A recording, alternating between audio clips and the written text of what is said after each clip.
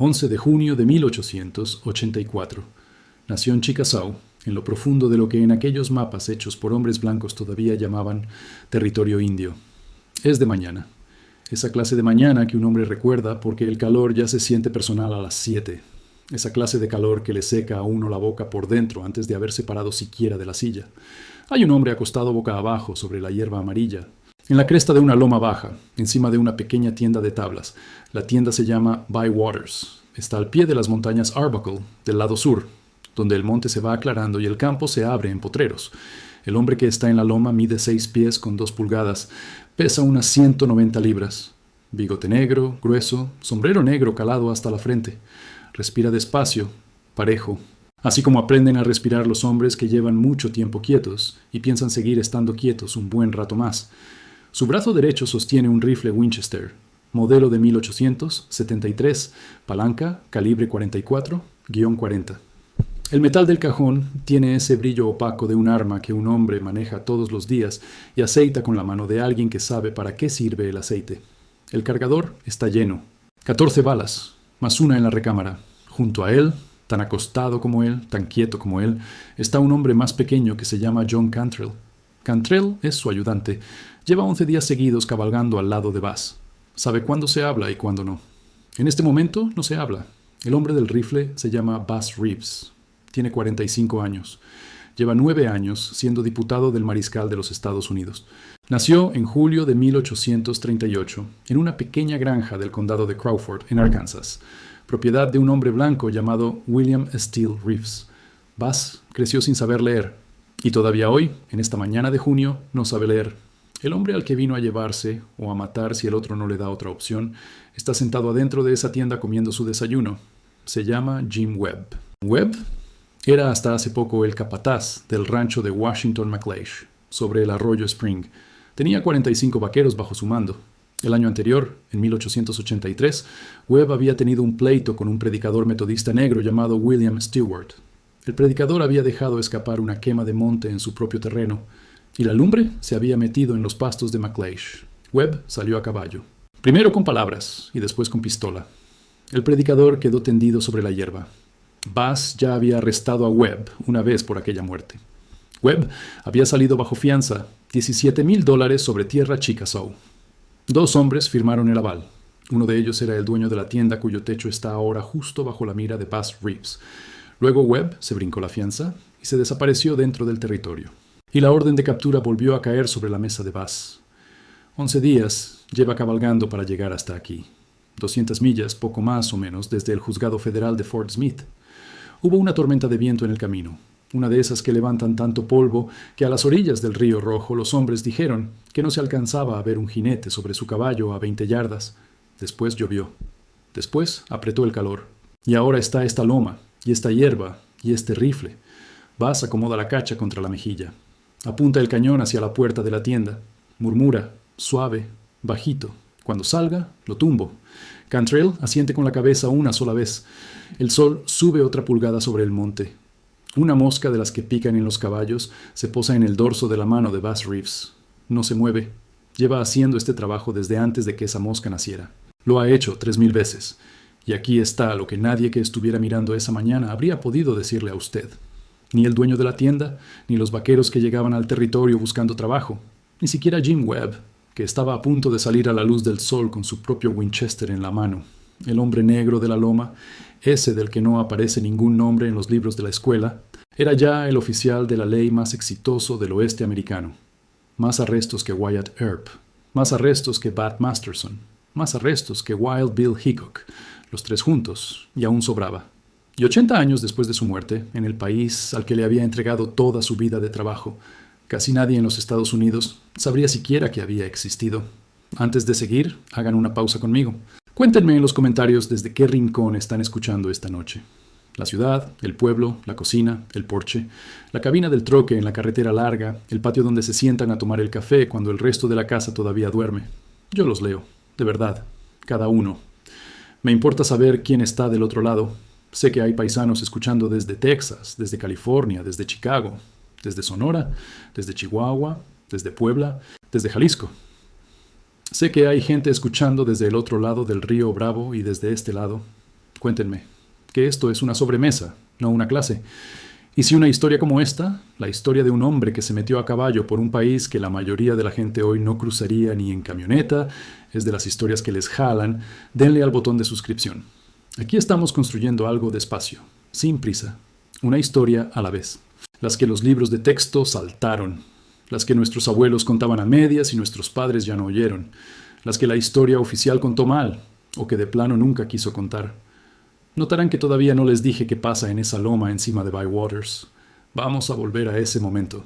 Pero antes de que un hombre pueda entender qué clase de trabajo era ese, qué clase de trabajo significaba estar acostado en ese pasto la mañana del 11 de junio de 1884, con un cartucho en la recámara y 45 años de vida apoyados contra la cacha de ese Winchester, hay que entender quién era Buzz Reeves, de dónde venía, qué cargaba por dentro y cómo era este país antes de que se olvidara de él. Así que sírvanse algo, acomódense. Esto va a tomar su tiempo. La vida de un hombre casi siempre lo toma. Ahora bien, aquí va la pregunta que a mí nadie me supo contestar cuando empecé a meterme en esta historia. Y tal vez ustedes empiecen a darle vueltas también, conforme caminemos juntos. ¿Cómo es posible que un solo hombre, en 32 años cabalgando por el peor país que tenían los Estados Unidos, arrestara a más de 3,000 hombres armados y buscados por la ley? ¿Cómo es posible que ese mismo hombre matara a 14 de ellos en duelos cara a cara y no recibiera una sola bala en el cuerpo? ¿Cómo es posible que entrara solo o con un único ayudante a un territorio del tamaño de toda Nueva Inglaterra junto con buena parte del estado de Nueva York? Un territorio al que se habían fugado todos los hombres con precio en la cabeza de cada estado de la Unión, y que saliera siempre, sin falta, con sus prisioneros amarrados al lomo. Y luego viene la pregunta más honda, la que de verdad debería desvelar a un hombre por la noche. ¿Cómo es posible que ese hombre, un antiguo esclavo, analfabeto toda su vida, trabajando bajo orden federal en un país que no estaba dispuesto a creer que un hombre negro pudiera ni siquiera ser dueño de su propio nombre, mucho menos arrestar a un forajido blanco? ¿Cómo es posible que ese mismo hombre desapareciera de manera tan completa de la historia de su propio país que para el año 1930 casi ningún blanco en los Estados Unidos hubiera oído jamás su nombre? ¿Cómo pudo pasar eso? Con los expedientes del juzgado de Fort Smith ahí sentados, papel de sobra como para atragantar a un caballo. Ese es el acertijo. Sosténganlo en la mano mientras nos vamos para atrás. Empecemos por el niño. Condado de Crawford, Arkansas, julio de 1838. Vino al mundo como propiedad de un legislador estatal llamado William Steele Reeves. En aquella parte del país, los esclavos recibían el apellido del hombre que tenía el papel de compra. Así que al niño le pusieron Buzz Reeves antes de que pudiera hablar. Cuando la familia se mudó al sur, al condado de Grayson, en Texas, ya cerca de la frontera del Río Rojo y de las Naciones Indias, el papel del niño pasó a las manos del hijo de William, un tal George, que más tarde sería sheriff y después coronel del ejército confederado. Buzz creció alto, creció fuerte, creció rodeado de caballos y de fusiles, en una parte del país donde de todo hombre, hasta del esclavo, se esperaba que supiera disparar contra cualquier cosa que se acercara a comerse el ganado. Para cuando ya era un hombre hecho y derecho, Buzz Reeves era lo que los viejos cazadores del norte de Texas habrían llamado un natural. Disparaba con cualquiera de las dos manos. Iba a caballo a todo galope y ponía la bala donde quería que cayera. No era, sin embargo, dueño de sí mismo. Lo que pasó después es algo que la familia Reeves ha venido contando entre los suyos durante 160 años. La versión más probable es esta. En algún momento del año 1861 o 1862, con la guerra civil ya ardiendo, George Reeves y Buzz Reeves se sentaron a jugar cartas. Hubo una discusión. Buzz le pegó a George con los puños. Algunos dicen que le pegó duro. Cuando George volvió en sí, Buzz ya se había ido. Un hombre negro en 1862 que acaba de ponerle la mano a su amo en Texas tiene exactamente una sola dirección a la que puede cabalgar: el norte. Cruzar el Río Rojo, meterse al territorio indio. Porque en 1862 el territorio no era un estado, no era un condado. No estaba patrullado por ningún sheriff de los Estados Unidos. Era una gran extensión de tierra que por tratado le habían entregado a los Creek y a los Seminolas, a los Cherokees, a los Choctaws y a los Chickasaws. Un prófugo que lograba meterse adentro tenía una oportunidad de seguir vivo. Buzz Reeves cruzó, y no salió de ahí en casi 3 años. Vivió con los Creek, vivió con los Seminolas, se sentó junto a sus fogatas, cazó con ellos. Aprendió a rastrear a un animal sobre la piedra, sobre la hierba, sobre el agua. Aprendió que la huella de un hombre le dice a uno cuándo pasó qué traía cargando y si venía con miedo. Aprendió la lengua Creek, aprendió la lengua seminola, aprendió suficiente Cherokee, suficiente Chickasaw y suficiente Choctaw como para hacer negocios con los hombres de aquellas naciones, y entre todo eso mantuvo los rifles aceitados. La 13ª enmienda fue ratificada el 6 de diciembre de 1865. Bass Reeves tenía 27 años. La esclavitud en los Estados Unidos se había acabado. Bajó del territorio convertido en hombre libre. Llegó a Van Buren, en Arkansas. Compró un pedazo de tierra. Se casó con una mujer de Texas llamada Nellie Jenny y empezó una familia. Tuvieron 10 hijos juntos, 5 varones, 5 mujeres. Sembró, crió ganado. Por todos los testimonios que sobreviven, fue un buen vecino. Pero de cuando en cuando los hombres de la ley federal salían de Fort Smith y se le aparecían en la puerta a Bass para pedirle que cruzara con ellos como rastreador. Él conocía el país. Conocía a la gente de adentro. Hablaba las lenguas. Nunca dijo que no. Entonces, el 10 de mayo de 1875, el presidente Ulysses S. Grant nombró a un juez de 46 años llamado Isaac Charles Parker para presidir el juzgado federal de Fort Smith. Parker era natural de Missouri. Era un hombre serio. Miró aquel territorio indio que se extendía al oeste de su tribunal y vio lo mismo que veía todo el mundo. El pedazo de tierra más peligroso que le quedaba a los Estados Unidos. Cada hombre con precio en la cabeza desde el Atlántico hasta el Pacífico había corrido para allá a desaparecer. No había líneas de condado, no había alguaciles de pueblo, no había otro tribunal, solo Fort Smith. Parker le dio autoridad a su mariscal de los Estados Unidos, un hombre llamado James F. Fagan, para nombrar a 200 diputados. 200, imagínense eso. 200 diputados para vigilar un territorio del tamaño de unas 75,000 millas cuadradas. Eso significa más o menos un hombre de la ley por cada 375 millas cuadradas. Y la mayoría de esas 375 millas no tenían caminos, ni telégrafo, ni asentamientos que uno pudiera encontrar de noche. Fagan se puso a buscar hombres que hablaran las lenguas tribales. Porque un mariscal que no podía hablarle a los Creek o a los Choctaw en su propia tierra era un mariscal muerto. Encontró a Bass Reeves, lo juramentó. Bass Reeves tenía 36 años cuando se prendió la estrella sobre el saco. Y todavía la traería puesta cuando cumpliera los 68. Detengan ahí la imagen un momento. Un hombre negro, nacido esclavo, analfabeto, que no podía leer la orden de captura que llevaba en el bolsillo, saliendo a caballo bajo autoridad federal a arrestar forajidos blancos sobre tierras reclamadas por naciones indias soberanas. No había existido un ser humano así en toda la historia previa de los Estados Unidos. Y después de él, tampoco iban a haber muchos. Esa es la columna vertebral del enigma. Permítanme presentárselo de la manera en que yo logré entenderlo, después de meterme entre los papeles. La primera cosa fue el país mismo, y lo que le exigía a un hombre. El territorio indio no era Kansas, no era Texas, era un país roto, bosques tupidos de robles que se estiraban por millas en filas cerradas, riscos de piedra caliza, ríos que en primavera bajaban rojos de barro, y que para agosto venían apenas un hilo, víboras, pumas en las montañas Arbuckle y en las Sam Boys. Un calor que podía matar a un caballo en una tarde si el jinete encima no estaba poniendo atención. Y un frío en febrero que podía matar también al jinete. Bass Reeves conocía ese país como ustedes conocen su propia cocina. Se había escondido en él como fugitivo durante 3 años. Había cazado en él. Lo había caminado a pie cuando el caballo se le quedaba lastimado. Sabía qué arroyo tenía agua a finales de agosto y cuál no. Sabía qué familias del otro lado de cada cerro le iban a dar un plato de comida y no iban a decir por dónde se había ido. Tenía lo que los soldados llaman conocimiento del terreno. Y los hombres a los que perseguía no. Los forajidos que se metían al territorio indio venían casi todos de otra parte. De Missouri, de Arkansas, de Texas, de Kansas. Entraban para desaparecer, pero no conocían el país. Tenían que preguntar. Tenían que acampar donde se podía. Tenían que andar por veredas que cualquiera podía seguir. Un hombre que se mete a un país que no conoce va dejando huella a cada paso. Y un hombre como Bass Reeves, que sabía leer el suelo, lo encontraba. Esa era la primera ventaja, el país mismo. La segunda era el arma. Bass Reeves cargaba aquel Winchester de 1873 de palanca. El rifle al que los fabricantes le pusieron el sobrenombre de el rifle que ganó el oeste. En las manos de Bass, ese sobrenombre casi quería decir lo que decía. También cargaba 2 revólveres Colt de acción simple, las cachas hacia adelante, metidas en el cinturón para sacarlos cruzando los brazos, con cualquiera de las 2 manos. Era ambidiestro. Disparaba tan bien que en los alrededores de Van Buren, antes incluso de pegarse la estrella, habían dejado de permitirle entrar a los concursos de tiro al pavo. Eso no es un insulto. Es el cumplido más alto que una comunidad de frontera podía pagarle a un tirador. Lo sacaron de la competencia porque no se aguantaban la manera en que terminaba. Una vez, según el testimonio que sobrevive en el territorio, tumbó a un hombre que iba corriendo a 500 yardas con ese Winchester.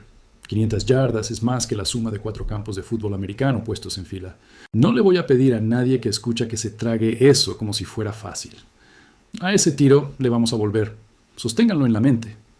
La tercera ventaja era algo que ningún forajido blanco en 1875 estaba preparado para enfrentar. Buzz Reeves entendía el disfraz como lo entiende un actor de teatro. Se había pasado toda su vida adulta como un hombre negro en un país que estaba decidido a no verlo. Sabía exactamente qué era lo que la gente esperaba ver, y sabía cómo serlo en lugar de ser él mismo. Llegaba a un pueblo con la ropa de un peón andrajoso, las botas reventadas, un sombrero flojo, un morral cruzado al hombro. Caminaba arrastrando los pies, murmuraba. Se sentaba junto a la estufa, en el rincón de la cantina, y el hombre al que había perseguido durante 100 millas pasaba frente a él y ni siquiera volteaba a verlo 2 veces. Y entonces Buzz se ponía de pie y en su mano había un Colt. Llegaba como vaquero buscando trabajo. Llegaba como sembrador en busca de tierra. Llegó una vez, en la más famosa de estas historias, vestido como predicador ambulante con una Biblia bajo el brazo, y entró a una casa de campo donde 2 hermanos buscados por homicidio llevaban semanas escondidos. La madre de los muchachos le dio de comer. Buzz se sentó a la mesa con la familia. Dijo una larga oración. Habló de las escrituras. Preguntó por los hijos. Preguntó si se habían salvado. Los muchachos vinieron desde el granero. Se sentaron frente a él, del otro lado de la mesa. Y antes de que el café se enfriara, ya los traía esposados a los 2 en la sala. Esa historia está en los expedientes del juzgado. No es leyenda, es papel. La cuarta ventaja eran las órdenes mismas, y esta es la parte que todavía me deja en silencio cuando me pongo a pensarla. Buzz Reeves no sabía leer, ni una palabra, ni la fecha del documento, ni el nombre del hombre al que tenía que ir a buscar, ni un letrero del camino, ni un cartel de buscado, ni la Biblia que llevaba como utilería. Entonces, ¿cómo es que sabía a quién perseguía? ¿Cómo es que sabía de qué se le acusaba al sujeto y con qué nivel de fuerza estaba autorizado a actuar? Tenía un sistema. Cuando llegaba un nuevo paquete de órdenes al escritorio de Fort Smith, Buzz Reeves le pedía a uno de los escribanos, a veces al mariscal mismo, a veces a sus propios hijos cuando ya estuvieron grandes, que le leyera cada orden en voz alta. Una sola vez. La escuchaba con la cabeza un poquito ladeada. Después agarraba el papel y lo metía en el morral con los demás. Y lo recordaba.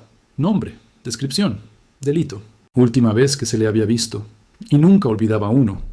Piensen en eso. Piensen en qué clase de cabeza tiene que haber nacido un hombre y qué clase de vida tiene que haber vivido para escuchar el nombre de un desconocido una sola vez y cargarlo perfectamente dentro de su cráneo durante los meses o los años que le tomara echarle mano al sujeto que respondía a aquel nombre. Buzz Reeves hizo eso 3000 veces. Los expedientes del juzgado lo confirman. Los hombres que entregaba correspondían a las órdenes que le habían dado. No traía al equivocado. No arrestaba por error. La contabilidad de Fort Smith era estricta y la suya iba dentro del cráneo. La quinta ventaja era la disciplina. Disciplina así, sin más. De esa que no le compone canciones a nadie. El territorio tenía la fea costumbre de corromper a los diputados. El trabajo se pagaba por preso entregado. $6 por arresto. 10 centavos por milla de ida. 10 centavos por milla de regreso. El gobierno daba la comida. Un diputado podía inflar los libros. Podía dejar ir a un hombre por una mordida y declarar la orden cancelada. Podía traicionar a sus propios ayudantes y repartirse el dinero. Buzz Reeves no hizo nada de eso, ni una sola vez. Los registros de pagos están en el Archivo Nacional, en Fort Worth. Las cuentas del hombre están limpias. Traía a los hombres que le encargaban, devolvía las órdenes ejecutadas, cobraba su dinero, se iba a la casa y entregaba a los hombres que ningún otro hubiera entregado. En 1902 llegó una orden al escritorio por un hombre negro llamado Benny Reeves, buscado en el distrito de Muskogee por el homicidio de su esposa. Benny Reeves era el hijo de Buzz Reeves, su propio muchacho. Los otros diputados de la oficina se miraron unos a otros. Se quedaron mirando el piso y no se atrevían a cruzar miradas con Buzz. Uno de ellos se animó a sugerir que tal vez otra persona pudiera encargarse de esa orden en particular. Buzz tomó la orden él mismo. Cabalgó solo. Trajo a su hijo de regreso, esposado. Benny Reeves cumplió su condena en una prisión federal. Bass casi no fue a visitarlo. Tenía trabajo que hacer. La sexta ventaja es más difícil de poner en palabras, porque no está en los rifles, no está en las órdenes, no está siquiera en el país. Está en el hombre. Bass Reeves no levantaba la voz, no presumía, no tomaba en exceso. Iba a la iglesia. Tenía una esposa y 10 hijos a los que amaba. Llevaba un par de dólares de plata en el bolsillo cada vez que salía a caballo, y esos dólares de plata se los iba regalando a los niños en los campamentos de libertos y en los pueblos indios por los que pasaba. No para pagar información, solo de regalo. Un niño negro o un niño Creek se acordaba para el resto de su vida de aquel día en que el mariscal del caballo gris le dio $1 de plata. Había hombres en aquel territorio, forajidos blancos, que decían que ante cualquier otro diputado se iban a tirar a la batalla antes que entregarse. Decían que iban a morir disparando. Pero cuando Bass Reeves llegaba a una cabaña, llamaba al hombre por su nombre de pila, lo decía bajito, lo decía una sola vez, pasaba una cosa rara. El hombre salía, ponía el rifle sobre el porche, levantaba las manos donde Bass las pudiera ver. La gente del territorio decía que era porque Bass Reeves era justo. No le pegaba a un hombre que ya se había rendido. No le quitaba la silla ni las botas buenas una vez que tenía las esposas puestas. Les daba a los presos los mismos frijoles que comía él mismo. Compartía la fogata con ellos en el camino de regreso a Fort Smith. Les hablaba, les dejaba saber qué venía y qué no venía. Un hombre, incluso un hombre culpable, sabía dónde estaba parado frente a Bass Reeves. Y eso valía algo allá afuera, y valía mucho. La séptima ventaja, y pueden llamarla la última o la primera, según como uno la mire, era que Bass Reeves no tenía ningún otro lugar a donde ir. Este era su país. Había nacido en él como propiedad de otro hombre, lo había cruzado a caballo como fugitivo. Había comprado tierra en él como hombre libre. Había enterrado a su propia gente en él. Y ahora era la ley en él. No estaba jugando a ser mariscal. Era el mariscal. La estrella significaba para él lo mismo que el título de su rancho y los nombres de sus hijos. Era su vida. Y no tenía otra de repuesto. Y eso nos regresa a la loma encima de Bywaters, al 11 de junio de 1884, a la mañana en que el país estaba a punto de descubrir qué clase de hombre había contratado. Cantrell se acomoda en el pasto junto a Bass. El sol ya está arriba. Bass no se ha movido tal vez en 20 minutos. Habían visto a los vaqueros salir uno por uno y caminar hasta el corral. Habían visto a un par de hombres irse a caballo. La tienda está ahora más quieta y entonces Jim Webb sale. Webb no es un hombre chico, es ancho de hombros. Antes de cruzar al territorio indio, había matado a 11 hombres allá por el país del río Brazos, en Texas, o eso decían los papeles del territorio. Trae cinto de pistola. Trae su propio Winchester en la mano. Camina hacia la esquina de la tienda y va mirando para el lado equivocado. Bass Reeves hace lo que un mariscal debía hacer bajo el procedimiento federal. Le habla, le da al hombre una oportunidad. Grita desde la loma, fuerte y claro, que Webb está bajo arresto, que suelte el rifle, que ponga las manos donde Bass las pueda ver. Webb no suelta el rifle. Webb corre hacia su caballo, que está amarrado en el monte unas 100 yardas detrás de la tienda. Mientras corre, se gira y dispara 3 veces hacia la loma, donde Bass Reeves y Cantrell están acostados. Una bala levanta el polvo junto a la mano de Bass. Otra bala, según el relato que ha bajado por el territorio, le arranca un botón al saco de Bass Reeves, un botón del saco. La bala que falla por el grosor de la tela. Bass no se inmuta. Ya ha estado aquí antes. Levanta el Winchester. Sigue a Webb con la mira. Webb va a todo lo que da, sprintando. El caballo está a unos 40 yardas adelante, asomado entre el monte. Bass lo deja adelantarse un poquito. Aprieta. Algunos relatos dicen que el tiro fue a 200 yardas. El relato más sólido, el que el historiador Art Burton armó a partir del testimonio del propio dueño de la tienda y de los recuerdos que se conservaron entre la gente Chickasaw, pone la distancia en 500 yardas. 500 yardas es un disparo largo para cualquier rifle del año 1884, con mira de hierro, con un blanco en carrera, con un cartucho de calibre 44-40. Era un tiro que casi ningún hombre vivo de aquella época hubiera podido hacer. Bass Reeves lo hizo. La bala le entró a Jim Webb en el pecho. Webb cayó al pasto a unas 40 yardas de su caballo. El caballo se quedó parado, las orejas tiesas hacia adelante, la cabeza alta. Cantrell ya iba bajando la loma. Cuando llegaron, Webb todavía estaba vivo. Estaba sangrando sobre el polvo. Levantó la mirada hacia Bass Reeves, hacia este hombre negro enorme parado encima suyo, con el rifle todavía caliente en la mano. Y entonces hizo algo que la gente del territorio se ha pasado contando durante casi 150 años. Sonrió. Sacó su propio revólver de la funda, despacio, con cuidado, y se lo extendió a Bass por la culata, no por el cañón. Y dijo, en una frase que yo aquí parafraseo a partir del testimonio que sobrevive en el territorio, que Bass Reeves era el mejor tirador que él había visto en su vida, que no tenía resentimientos, que quería que Bass se quedara con esa pistola. Bass tomó el revólver, se sentó en el pasto a su lado y se quedó con él hasta el final. Jim Webb murió en aquella ladera de la nación Chickasaw el 11 de junio de 1884, y el hombre que lo había matado se quedó sentado junto a él hasta que se acabó. Eso está en los archivos, eso no me lo estoy inventando yo, y esa es la parte que más tiempo toma entender, porque aquí está la verdad por debajo de la verdad, la parte que los libros de texto no hubieran podido digerir aunque hubieran querido. Bass Reeves no era el brazo justiciero de un país que lo correspondiera. No era el sirviente leal de un gobierno blanco bondadoso. Era un hombre que había nacido como propiedad de otro hombre en un país que, aún después de liberarlo en el papel, nunca había planeado verdaderamente compartirse con él. Y había tomado la única autoridad que ese país estaba dispuesto a poner en la mano de un hombre negro.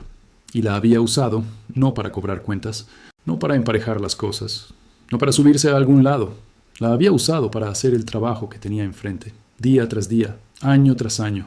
32 años, como un hombre parte leña para una hoguera que tiene que seguir prendida. 3.000 arrestos, 14 muertos en pelea, ni una sola bala, ni una sola en su propio cuerpo. Enterró a su primera esposa, Nellie Jenny, en 1896. Se casó con Winnie Sumter en 1900. Siguió cabalgando. Oklahoma se convirtió en estado el 16 de noviembre de 1907, y en el mismo instante en que eso ocurrió, la jurisdicción federal bajo la que Bass Reeves había servido durante 32 años dejó de existir. Tenía 69 años. Le quitaron la estrella.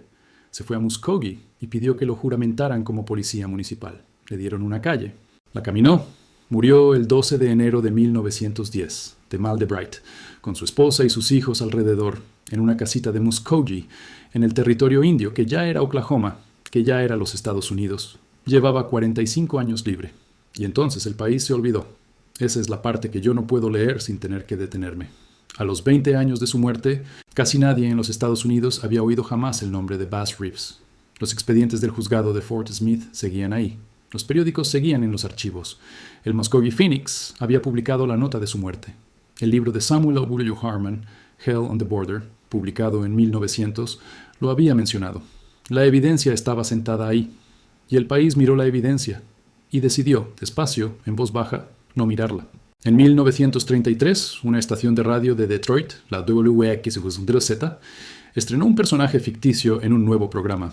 Un jinete enmascarado, sombrero blanco, balas de plata. Un compañero indio fiel llamado Tonto tenía un código. No mataba sin necesidad. Le regalaba plata a quien lo había ayudado. Montaba un gran caballo claro. Y se llamaba el Llanero Solitario. Ahora, los hombres que crearon al Llanero Solitario no dejaron ningún documento donde dijera que se inspiraron en la vida de Bass Reeves. El historiador Art Burton, el hombre que se pasó décadas desenterrando a Bass Reeves del polvo de los archivos federales, ha sido cuidadoso con esto. Ha dicho, en libros y en entrevistas, que no puede probar la conexión. Lo que sí puede decir, y sí ha dicho, es que Bass Reeves es la persona real más cercana en toda la frontera americana del siglo XIX, que se parece al ficticio Llanero Solitario. El caballo claro, el ayudante indio que la ley federal exigía para cada diputado, las monedas de plata regaladas, los disfraces, el hombre que no se podía matar. Hayan sabido o no su nombre los guionistas de la radio de 1933, el país conocía la forma del hombre sin conocerle el rostro. Le pusieron a esa forma la cara de un blanco. Le pusieron una máscara y mandaron al verdadero de regreso al polvo. Durante casi 80 años, ahí se quedó. Los niños negros de Oklahoma, cuyos abuelos le habían recibido dólares de plata en los porches de los pueblos de libertos, guardaron la historia entre ellos. Paul Brady, un juez federal negro nacido en 1925, descubrió a los casi 60 años de edad que era sobrino nieto de Bass Reeves. No lo había sabido. Su propia familia había sido custodia silenciosa de aquel nombre, y él no lo había sabido. Después, en 1991, Art Burton, que trabajaba en el South Suburban College de Illinois, publicó un libro al que tituló Black, Red and Deadly. Se había metido al Archivo Nacional de Fort Worth, había leído los registros de pagos, había leído las órdenes ejecutadas, había leído las transcripciones del juzgado de Fort Smith. El papel estaba todo ahí, siempre había estado. Burton le dio seguimiento en 2006 con Black Gun, Silver Star. En Fort Smith levantaron una estatua ecuestre de Bass Reeves. La serie de HBO Watchmen lo puso en pantalla en 2019. Paramount lo puso en el centro de una serie en 2023. En unos 32 años, el mismo número de años que él había servido como diputado, Bass Reeves pasó de ser un nombre que casi nadie en este país conocía a ser un nombre que mucha gente conoce. Y en ese hueco, en esos 80 años de silencio, se alcanza a ver una cosa sobre cómo se escribe la historia americana de verdad. No mintiéndola abiertamente, solo dejando el papel adentro de la caja y nunca volviéndola a abrir.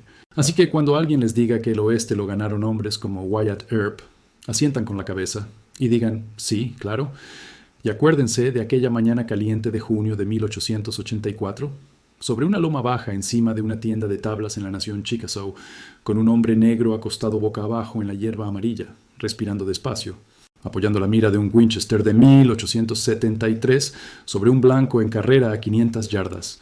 Acuérdense de Jim Webb levantando su revólver hacia él, por la culata, con una sonrisa, porque sabía que lo había vencido el mejor tirador del territorio, y no había deshonra en eso. Acuérdense de que el hombre que estaba sobre esa loma no podía leer la orden que llevaba en el bolsillo, pero no había olvidado un solo nombre en 9 años.